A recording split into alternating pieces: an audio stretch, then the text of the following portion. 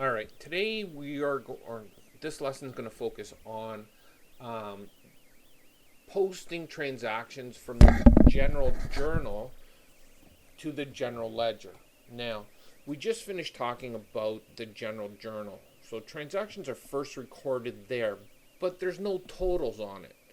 So what happens is all the information that's recorded in the general journal is then transferred to the general ledger.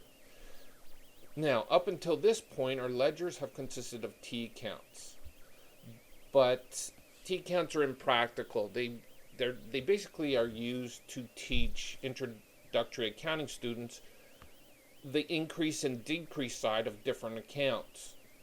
So what we're going to do is we are going to replace the T accounts, and we're going to have a separate uh, balance column account or 3-column account for every account the business uses. So we'll have separate accounts for our assets, we'll have separate accounts for our liabilities, our owner's equity account, our drawings account, our revenue accounts, our expense accounts. Now, these type of accounts maintain a running balance or a running total for the account and indicate where each transaction that is recorded can be found in the general journal. Okay? Now, after you've posted all the transaction, each general ledger account's ending balance will be used to develop your financial statements, your trial balance, your income statement, and your balance sheet. Now, a chart of accounts is often provided to show the accounts that are used by the company. Now, it lists their account numbers as well. All right, now each ledger account is numbered and the accounts appear in the ledger in numerical order. So below is a chart that indicates the range that the different types of accounts fall into. So our assets are going to fall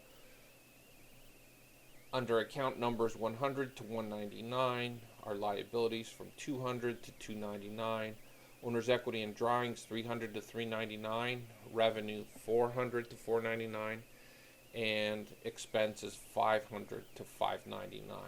So this is what a chart of accounts looks like. So it's just a list of accounts that the company uses and their account numbers. Now these account numbers will be given to you.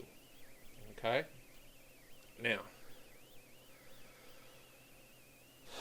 I'm going to explain the steps in posting. Now, you're not going to understand it at first, but, okay, you can refer back to this and get clarification after I provide you with an example. Now, the videos I create can only be about 15 minutes long. Then I have to create another one if the content takes me too long to explain.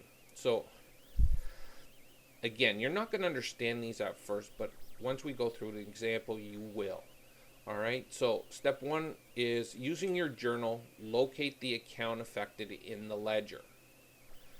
Number 2 is record the date of the transaction and the journal page it came from in the PR column of the ledger account.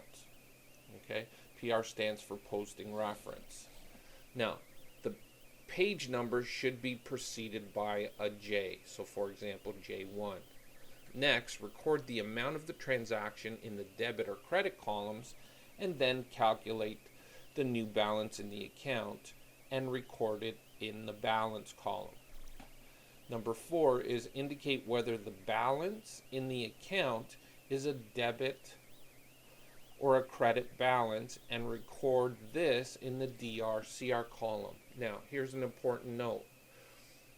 The DRCR column indicates whether the account has a debit or a credit balance. It does not indicate whether the entry was debit or credit. So, and the last step is to return to the journal page where this transaction came from. and place the ledger account number, for example, cash 100, into the posting reference column. By placing this number in the PR column of the general journal, you are indicating which account in the general ledger this amount was posted to. Okay? So I'm going to stop there, and I am going to use the last 2 pages of this note to explain how to actually post transactions. So I'm going to stop here.